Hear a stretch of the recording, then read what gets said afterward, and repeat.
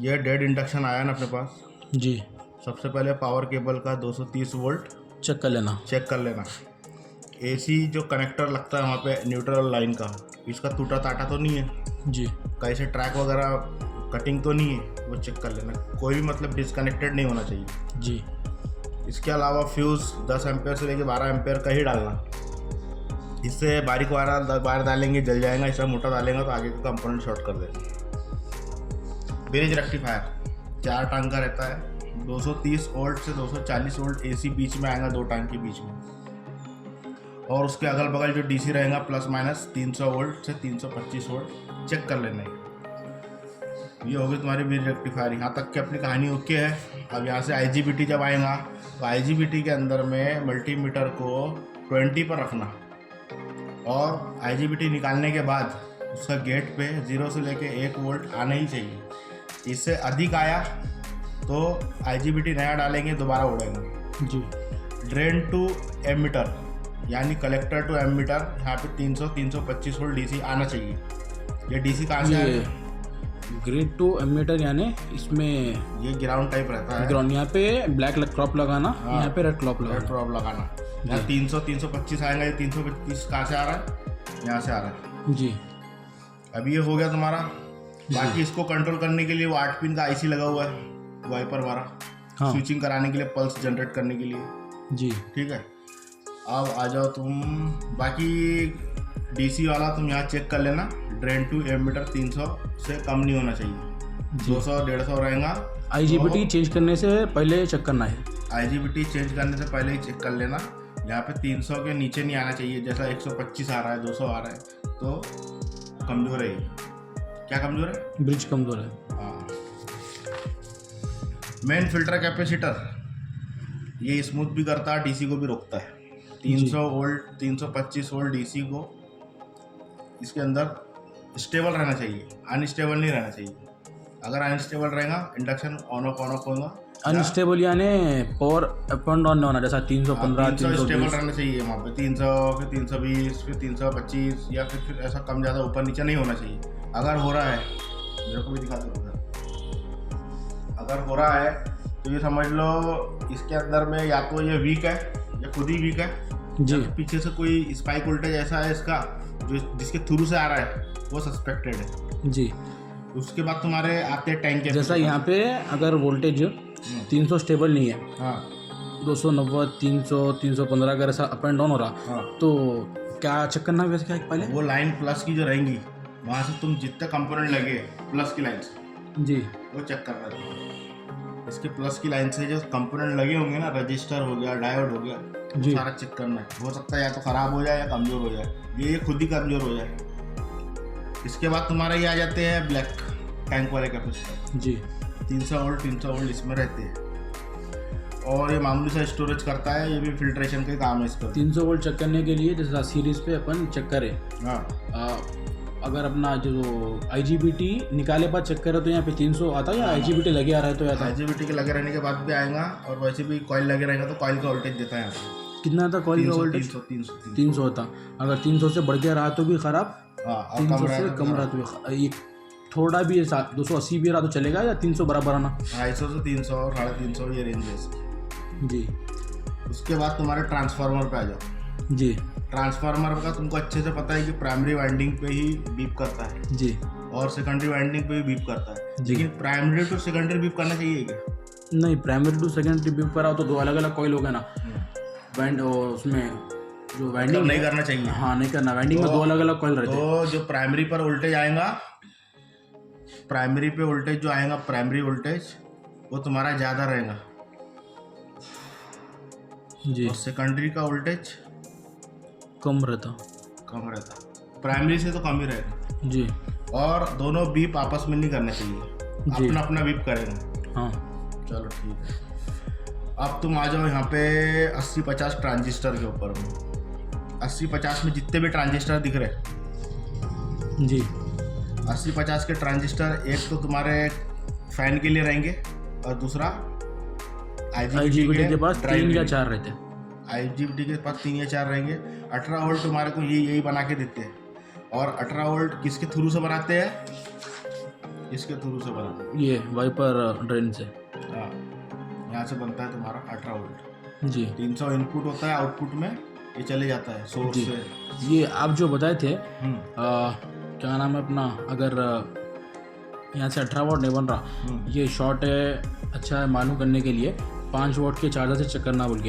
ये वाला नहीं है वो आगे बता रहा ना। ये नहीं, ये तो पावर आईसी हो गई ना, ये तो तुम्हारी 8 पिन की पावर आईसी है। हाँ ड्रेन आईसी। ये ड्रेन आईसी, इसमें 300 वोल्ट आएंगे और ये तुम्हारा IGBT को भी 300 वोल्ट यही देता, फैन को भी यही देता, और 18 वोल्ट 5 वोल्ट सब इसी से निकल रहे हैं। जी ठीक है, ये तुम्हारी अलग कहानी हो गई।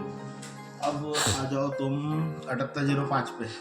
7805 निकालने के बाद ये जो 3 टांग की आईसी है, यहाँ पे 5 वोल्ट आ रहे हैं आउटपुट, जी ये ग्राउंड है, और ये इनपुट 9 वोल्ट या 10 वोल्ट। इसको निकाल दो बाहर। निकालने के बाद ये ऐसा आ जाएगा 3 हाँ, घंटे। 3 घंटे आ ये जाएगा। 3 घंटे को देखना यहाँ पे बीप आती क्या निकालने के बाद।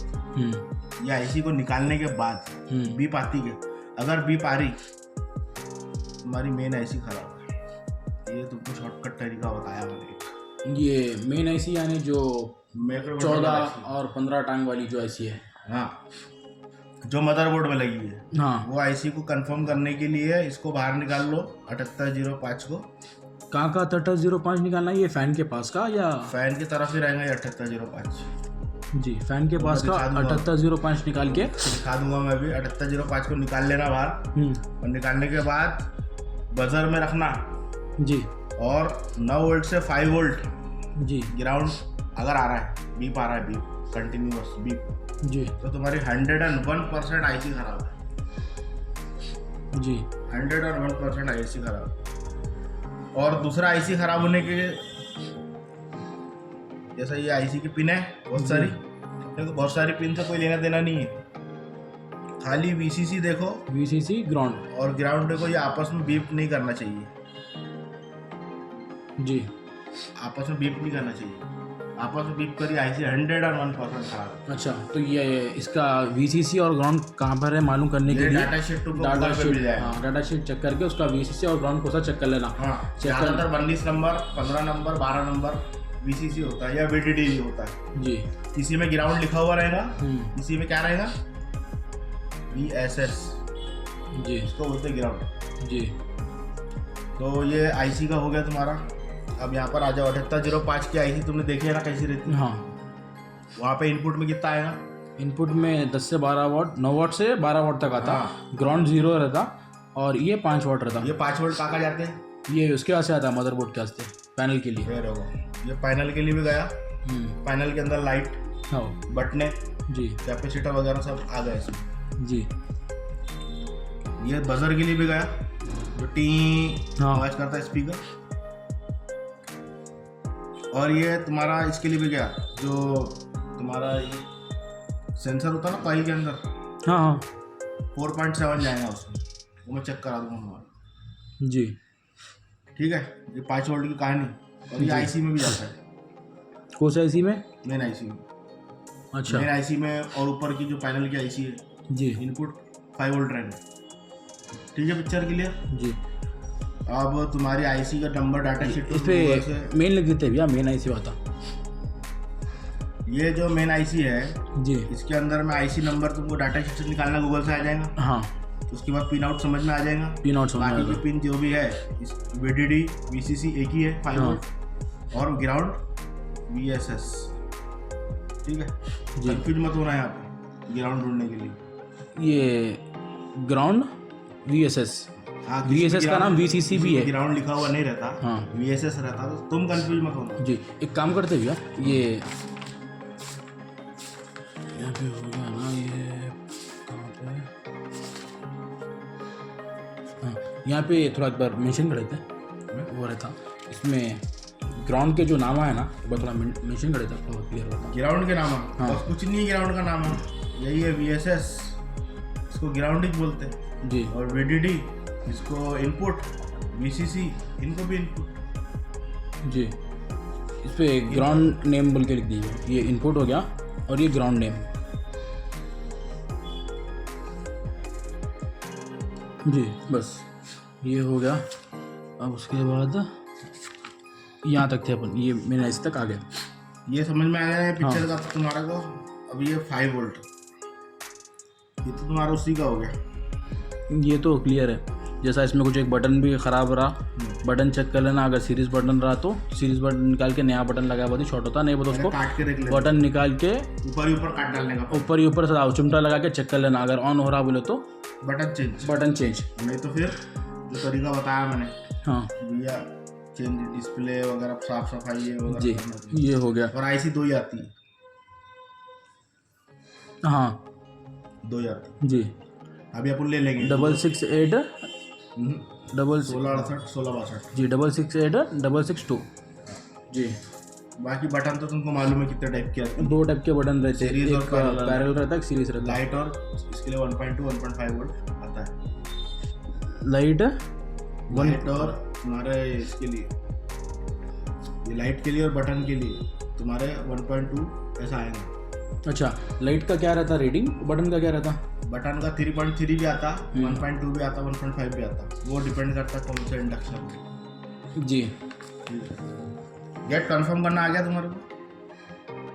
हाँ, गेट कंफर्म करना आ गया।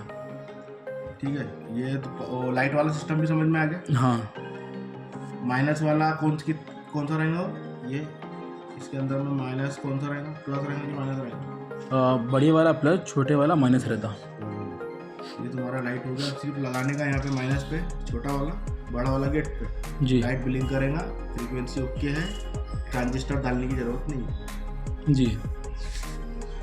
अब तुम्हारा लो हीटिंग के अंदर रजिस्टर का तो अभी तुम्हारे को और क्लियर कर दूंगा मैं। एसएमडी वाला, कौन सा लो हीटिंग का बताया? एसएमडी वाला वो जो तुम ऐसा पैकेज में बोल रहे हो ना, ऐसे पैकेज में जैसे यार 303 लिखा हुआ है, एसएमडी वाले रजिस्टर है ना वहाँ। हाँ, वो ब्लैक वाले कल जो आपको फोटो दिखा ये जी। मैं क्लियर कराऊंगा। बाकी बर्निंग का तो तुमको बता दिया था मैंने। हाँ, लाइन शॉर्ट रहना, नहीं बोले तो कुछ ना कुछ ट्रैक जले हुआ रहना या कॉइल जले हुआ रहना। ज़्यादातर बर्निंग के अंदर में तुम्हारे 8 पिन की आईसी भी खराब हो सकती है। जी, वही मैंने अपनी क्या नाम है, वाइपर आईसी। वाइपर आईसी जी। बाकी इसको निकालने के बाद बिना मल्टीमीटर, बिना पावर डाले कैसे चेक करेंगे वो रीडिंग मैं तुम्हारे को अभी बता दूंगा। डायोड को अपने पास आईसी नहीं है, अभी बताता था मैं, अभी मार्केट से लेंगे अपन, तो तुमको आईसी रीडिंग बता दूंगा। 101% तुम कंफर्म हो जाएंगे। देखो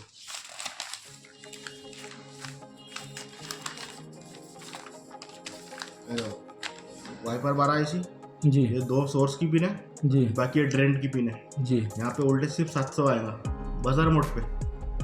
और बाकी फीडबैक पिन के ऊपर मैं तुमको बताऊंगा कितनी रीडिंग आना चाहिए, उतनी रीडिंग आएंगी 1100 300 और 3 नंबर में बताऊंगा तुम्हारे को। तो बजर में तुम एकदम ऐसे ही समझ में आ जाएगा तुम्हारा। ये बार वहाँ पे गया और 3 पिन शॉर्ट नहीं होने को ना कभी भी, इसकी 2 पिन शॉर्ट रहती है। जैसे ये सोर्स है ना, हाँ, ये आपस में शॉर्ट रहेंगी जी। तीसरी पिन शॉर्ट नहीं होने को। हाँ, तीसरी पिन शॉर्ट है तो मेन ऐसी उसकी बजर वाइपर ऐसे खराब है। ये भी शॉर्टकट तरीका बता रहा हूँ तुमको। अब तुम्हारा ऑल इंडक्शन ओके है, हाँ। ब्रिज भी चेक कर लिए जी।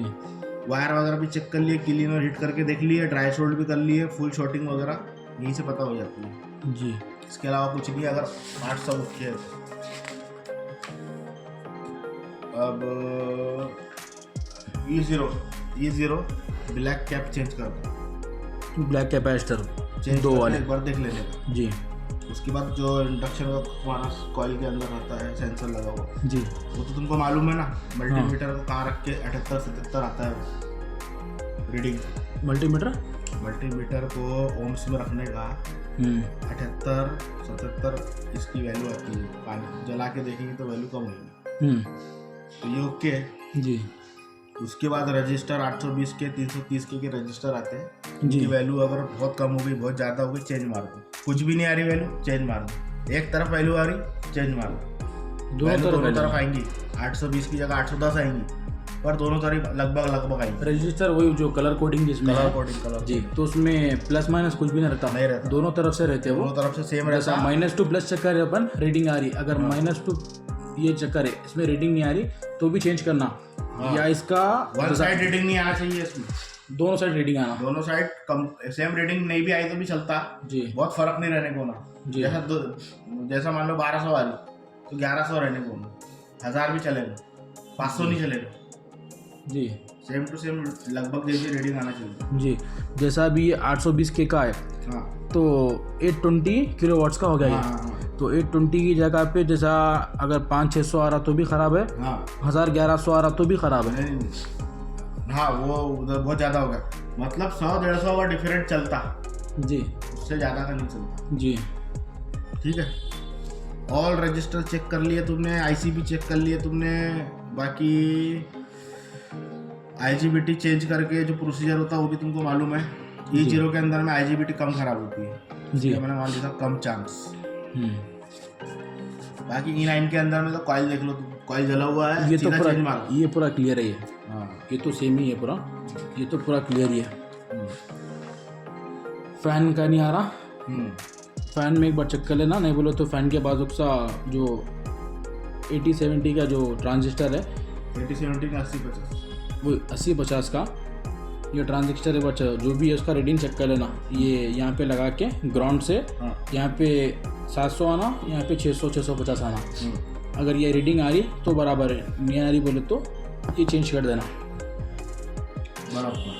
और फैन की स्पीड फैन की चेक कर स्पीड लेना, ऑयल डाल के तुम्हारा नहीं हुआ तो फैन चेंज कर देना। चेंज कर डालेंगे, उससे भी नहीं हो रहा, एक फैन तो अपने पास स्टेबल रहता ही है। हाँ चेंज करके देखिए भाई, हो गया प्रॉब्लम सॉल्व, तो अच्छी बात। नहीं हुआ सीधा ट्रांजिस्टर चेंज, और कोई कारण नहीं। जी। लो हीटिंग का भी कैपेसिटर और हाँ चेक कॉइल चेक करना है, ट्रांजिस्टर जो ट्रांजिस्टर चेंज करना है वो चेंज करने का, बस उतना ही। और अगर तुमको ग्राउंड समझ में नहीं आ रहा कि तुम ग्राउंड कहाँ से लेंगे, जी जैसा तुम उस दिन कन्फ्यूजन हो रहे थे, तो तुमको अच्छे से पता है प्लस होता है माइनस होता है। जी तो यहाँ से भी तुम माइनस पकड़ के कहीं से भी रीडिंग ले सकते। जी। कट रहता ना यहाँ पे, तो इधर हमेशा इसका राइट का माइनस ही रहता। पकड़ो ऐसा मल्टीमीटर और जो चेक कर रहे हैं तुमको चेक करो, ये भी अच्छा सेफ पॉइंट है जी। वो पर चेक कर लेंगे। जैसा अभी यहाँ से डीसी हो गया, डीसी से जहाँ पे डीसी कम हो रहा वो पॉइंट चेक कर ले सकते हैं अपन। हाँ ट्रैक पकड़ लेना, ट्रैक पकड़ के हाँ, कौन रीडिंग कम कर दे रहा उसको देख लेना। ये भी एक तरीका। और तुम्हारा हाँ, इंफ्रा इंडक्शन का सेम टू सेम ही है, सिर्फ एक ही चीज़ का फ़र्क है इंफ्रा में। यहाँ पे अलग है, उसका लिख दिया अपन ने ट्रैक ट्रैक, ये ट्रैक यहाँ है इंफ्रा। ये देखो ना, ये ट्रैक तुमको फोटो में दिखाया था ना कैसा दिखता हो, जी डायोड की जैसा दिखता हो, जैसा 3 टांग वाला। इसमें MT1 और MT2 करके ये पिन रहती, और आखिरी की पिन इसमें उल्टा है। इसमें IGBT के अंदर गेट यहाँ पे आ रहा था ना, मिडिल में आ रहा गेट, इसका इसके गेट अंदर में इधर आ रहा है। जी। इसका रीडिंग जो भी आएगा ना सेम आएगा, जी MT1 और MT2, MT1 और MT2 जी। ये दोनों में रीडिंग नहीं आने को। अच्छा, दोनों में अगर रीडिंग आ रहा तो शॉर्ट है। खराब है। और MT और गेट पे, MT1 और गेट, इसके ऊपर में बीप आने को ना। जी। जब तुम कस्टमर से अभी पैसे वहाँ से लेंगे ना दुकान से, तो मल्टीमीटर से ये चेक कर लेने का, तो तुम्हारा तो उधर ही क्लियर हो जाता। ये 1 नंबर से 3 नंबर बीप ओके। और MT1 और MT2 रीडिंग दे रही तो खराब है। खराब है। अच्छा, तो अपने IGBT कैसा रहता बोलो तो रीडिंग अगर बीप आ रहा तो खराब है। हाँ, इसमें बीप आता, इसमें बीप आता है, लेकिन कहाँ आता है वो बता दिया हमने। गेट 1 से ग्राउंड पे, हाँ, और गेट 2 से ग्राउंड पे नहीं अल्टी पल्टी करेंगी तो बीप आएगा, लेकिन वो 1 नंबर 2 नंबर पिन पे नहीं आना चाहिए। नहीं बस आने बता रहा हूँ, 1 नंबर 2 नंबर पे तो नहीं आना चाहिए। हाँ, रीडिंग आना, हाँ जैसा 1 नंबर से अपन ग्राउंड पे चेक करें, हाँ, बीप ग्राउंड आ में रहा, गेट है, गेट है। गेट पे चेक करे, बीप आ रहा, हाँ, फिर गेट 2-1 पे करे हाँ तो भी बीप आना चाहिए। जी। सेकंड 2 नंबर से ग्राउंड पे बीप आना नहीं आना, नहीं, बीच का मतलब ही नहीं है। बीच का मतलब ही नहीं है। नहीं, अगर आ रहा था तो खराब है भाई। जी वहीं मल्टीमीटर से चेक करें, वहीं वापस कर दो। 100 रुपये का आता है, 80 रुपये 70 रुपये का। जी। तो ये IGBT का काम ये करता है, इसके अंदर यही 90% खराब होता है। जी, ये एक बार इस पर लिख लेंगे भैया। हो गई वीडियो, कट कर दूँ।